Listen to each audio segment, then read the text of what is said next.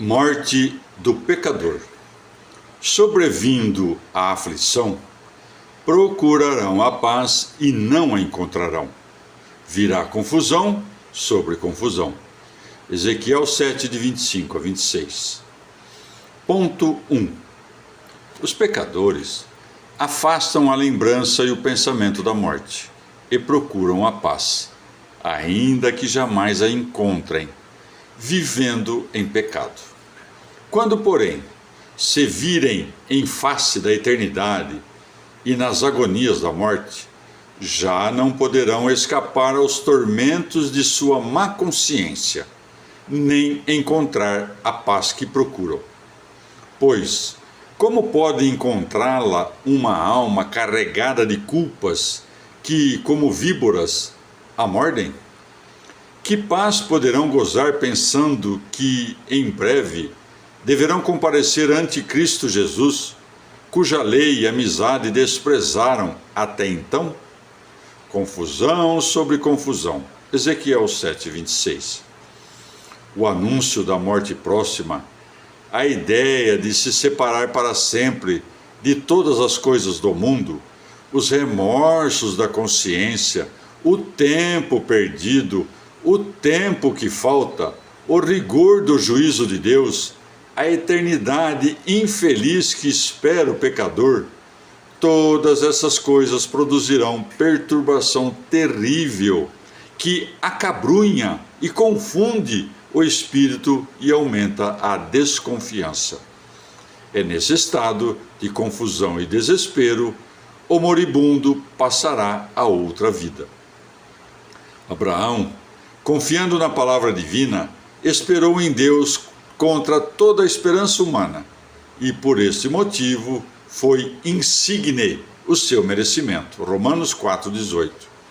Mas os pecadores, por desdita sua, iludem-se quando esperam, não só contra a esperança, mas também contra a fé, quando desprezam as ameaças que Deus faz aos obstinados.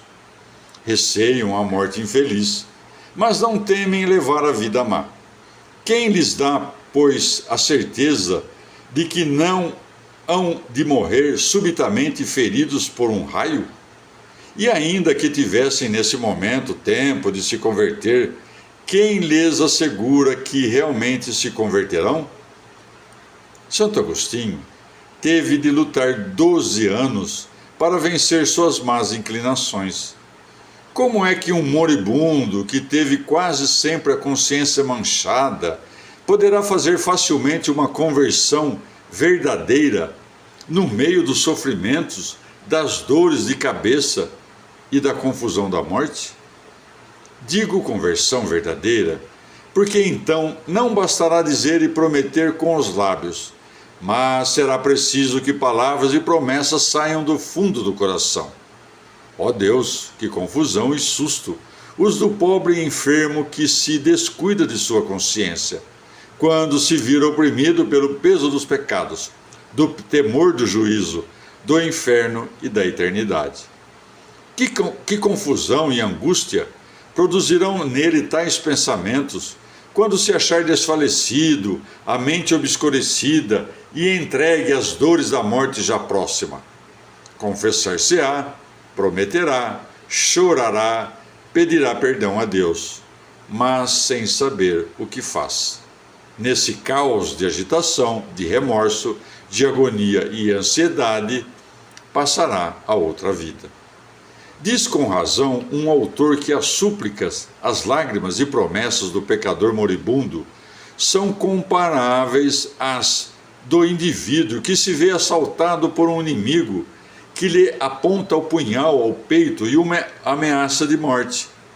Infeliz quem cai de cama na inimizade de Deus e dali passa para a eternidade. Ponto 2. Não uma só, senão muitas serão as angústias que hão de afligir o pobre pecador moribundo. Ver-se-á atormentado pelos demônios, porque esses terríveis inimigos empregam nesse transe todos os seus esforços para perder a alma que está prestes a sair desta vida. Sabem que lhes resta pouco tempo para apoderar-se dela e que, escapando-se agora, jamais será sua. Apocalipse 12, 12. Não estará ali apenas um só, mas muitos demônios hão de rodear o moribundo para o perder. Dirá um: nada temas, que te restabelecerás. Outro exclamará: tu, que durante tantos anos foste surdo à voz de Deus, esperas agora que ele tenha misericórdia de ti? Como? Intervém outro. Poderás reparar os danos que fizeste, restituir as reputações que prejudicastes? Outro, enfim, dirá: não vês que todas as tuas confissões foram nulas, sem contrição, sem propósito? Como podes agora renová-las? Por outro lado, o moribundo se verá rodeado por suas culpas. Estes pecados, como outros tanto verdugos, disse São Bernardo, acercar-se-ão dele e lhe dirão: somos a tua obra e não te deixaremos. Acompanhar-te-emos a outra vida, e contigo nos apresentaremos ao eterno juiz. Quisera então o moribundo desembaraçar-se de tais inimigos, mas para consegui-lo seria preciso detestá-los e converter-se de Deus de todo o coração. O espírito, porém, está coberto de trevas e o coração endurecido. O coração duro será oprimido de males no fim, e quem ama o perigo, nele perecerá. Eclesiástico 3:27. Afirma São Bernardo que o coração, obstinado no mal durante a vida, se esforçará, no momento da morte, para sair do pecado de condenação, mas não chegará a livrar-se dele e, oprimido por sua própria malícia, terminará sua vida no mesmo estado. Tendo amado o pecado, amava também o perigo da condenação. É por isso justamente que o Senhor permitirá que ele pereça nesse perigo, no qual quis viver até a morte. Santo Agostinho disse que aquele que não abandona o pecado antes que o pecado o abandone a ele, dificilmente poderá, na hora da morte, detestá-lo como é devido, pois tudo o que fizer nessa emergência o fará obrigadamente. Quão infeliz é o pecador obstinado que resiste à voz divina. O ingrato, ao invés de se entregar e enternecer à voz de Deus, se endurece mais e mais, à semelhança da bigorna sob os golpes do martelo. Jó 41:15. Para seu justo castigo, achar-se-á nesse estado, na hora da morte, às portas da eternidade. O coração duro será oprimido de males no fim. Por amor às criaturas, diz o Senhor, os pecadores me voltaram as costas. À hora da morte recorrerão a Deus, e Deus lhes dirá: agora recorreis a mim? Pedi socorro às criaturas, já que foram elas os vossos deuses. Jeremias 2:27. Deste modo, falar-lhe-á o Senhor, porque mesmo que a eles se dirijam, não será com verdadeira disposição que se converterem.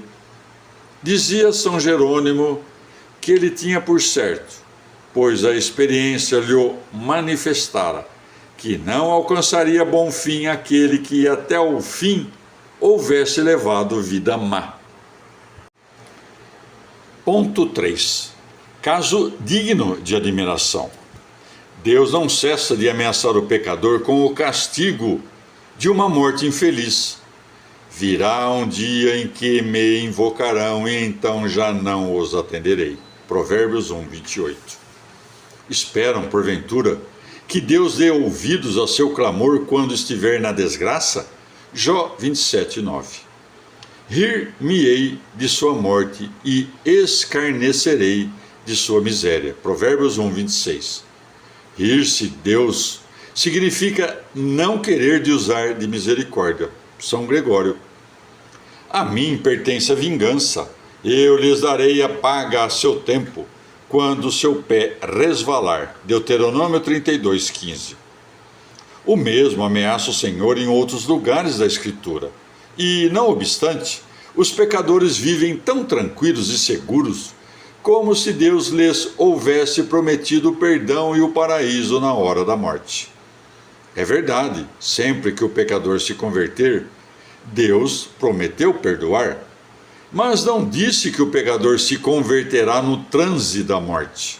Pelo contrário, repetiu muitas vezes que aquele que vive em pecado morrerá. João 8:21-24. E que, se na morte o procurar, não o encontrará. João 7:34.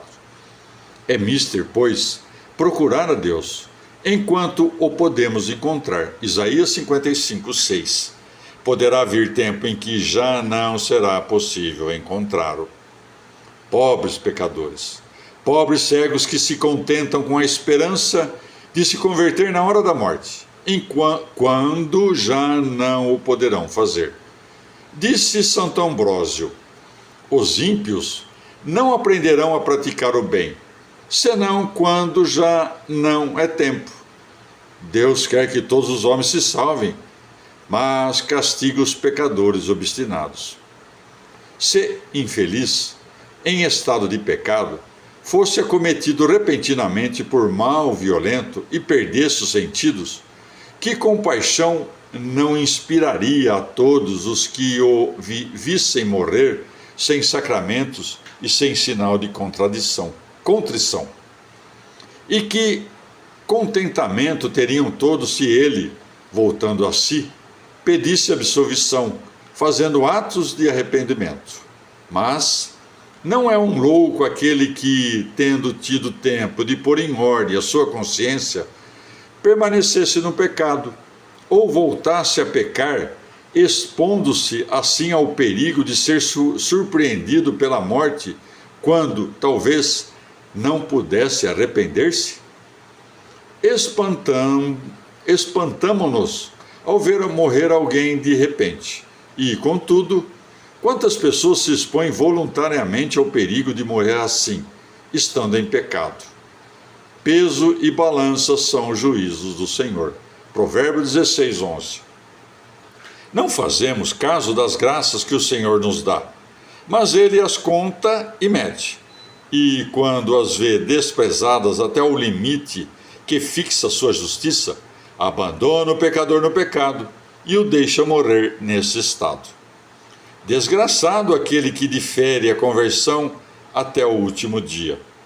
Como diz Santo Agostinho: penitentia quae ab infirmo petitur infirma est. E São Jerônimo diz que 100.000 pecadores que teimam viver no pecado até a morte, apenas um só se salvará no momento supremo. São Vicente Ferrer afirmava que a salvação de um desses pecadores seria um milagre maior que a ressurreição de um morto. Que arrependimento se pode esperar na hora derradeira de quem viveu amando o pecado até aquele instante? Conta Belarmino que, assistindo a um moribundo e tendo-o exortado a fazer o ato de contrição, lhe respondeu o enfermo que não sabia o que era contrição.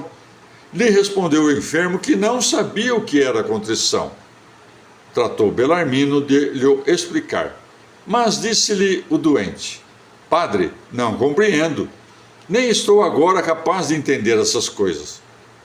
E nesse estado faleceu, dando visíveis sinais de sua condenação, segundo o testemunho escrito de Belarmino. É para o pecador justo o castigo, disse Santo Agostinho, o esquecer-se de si próprio na morte, depois de ter esquecido a Deus durante a vida. O apóstolo dá-nos esse aviso: não vos enganeis, de Deus não se pode zombar. Aquilo que o homem semeia, isto também colherá. Aquele que semeia em sua carne, da carne colherá corrupção. Gálatas 6:7. Seria zombar de Deus o viver no desprezo de suas leis e alcançar depois eterna recompensa e glória. Mas Deus não pode ser burlado. O que nesta vida se semeia, recolhe-se na outra. Aquele que semeia proibidos prazeres carnais, não recolhe, por conseguinte, senão corrupção, miséria e morte eterna. Cristão, aquilo que se diz relativamente aos outros, aplica-se também a ti. Se te visses no trânsito da morte, abandonado dos médicos, privado do uso dos sentidos e já agonizando, quanto não rogarias a Deus que te concedesse ainda um mês, uma semana de vida para regular as contas de tua consciência? Deus te dá agora esse tempo preciso. Agradece-lhe, pois, e remedeia sem demora o mal que tens feito, aplicando todos os meios precisos para te achares em estado de graça quando a morte vier, porque então já não será tempo de o fazer.